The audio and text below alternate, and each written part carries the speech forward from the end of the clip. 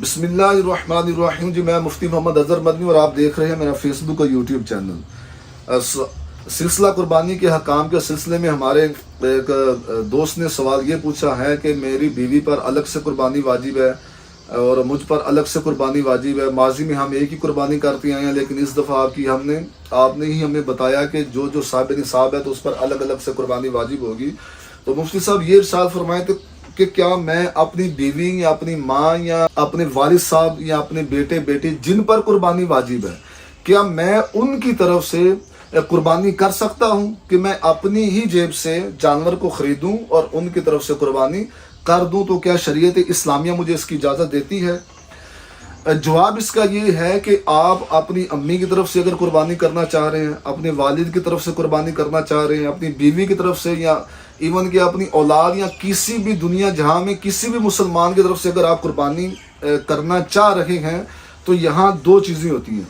پہلی چیز یہ کہ آپ نے ان سے اجازت لی یا آپ نے ان سے اجازت نہیں لی. اگر آپ نے ان سے اجازت لی ہے، اپنی بیوی سے کہا کہ میں تمہاری طرف سے قربانی ادا کرنے لگا ہوں، بیوی نے کہا اجازت دیجیے، ٹھیک ہے میری طرف سے آپ قربانی ادا کر دیں. اسی طرح والدین سے کہا کہ میں آپ کی طرف سے قربانی کرنے لگا ہوں، والدین نے کہا کہ آپ ہماری طرف سے قربانی کا وجوب جو ہے وہ ادا کر دیں، جانور خرید کر اس کو ذبح کر دیں یا حصہ ڈال دیں، جو بھی طے ہوا. اس صورت میں تو قربانی ادا ہو جائے گی، اگرچہ وہ آپ نے اپنی جیب سے جو ہے وہ ان کی طرف سے کہیں حصہ ڈالا ہے، یا آپ نے اپنی جیب سے جانور خرید کر ان کے نام کا جو ہے وہ ذبح کیا، لیکن آپ نے اگر پہلے ان سے اجازت لی تھی تو قربانی ہو جائے گی.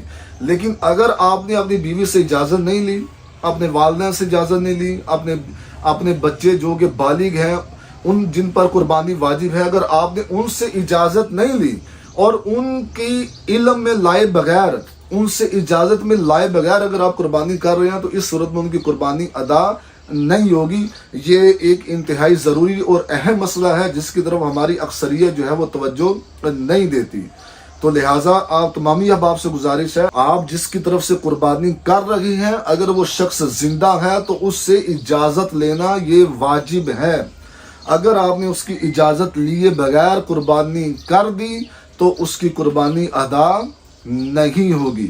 ہاں اگر کوئی دنیا سے جا چکا ہے، آپ اس کی طرف سے قربانی کرتے ہیں تو یہ قربانی حقیقت میں آپ کی طرف سے ادا ہو رہی ہے، اس کا ثواب ان کو پہنچ رہا ہے، اس کو ایصال ثواب کی صورت کہا جاتا ہے. اور یہ صورت جائز ہوتی ہے کیونکہ یہ ایصال ثواب کی صورت ہے.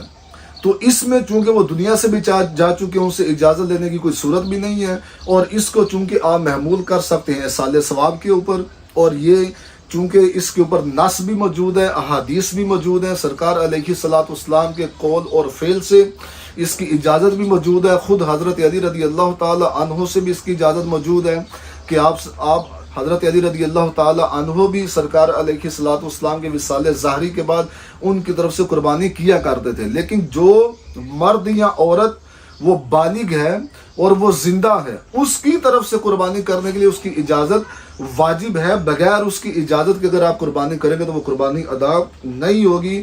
اللہ پاک ہمیں دین کے مسائل سیکھنے کی توفیق عطا فرمائے. آمین. صلی اللہ علیہ وآلہ وبارک وسلم.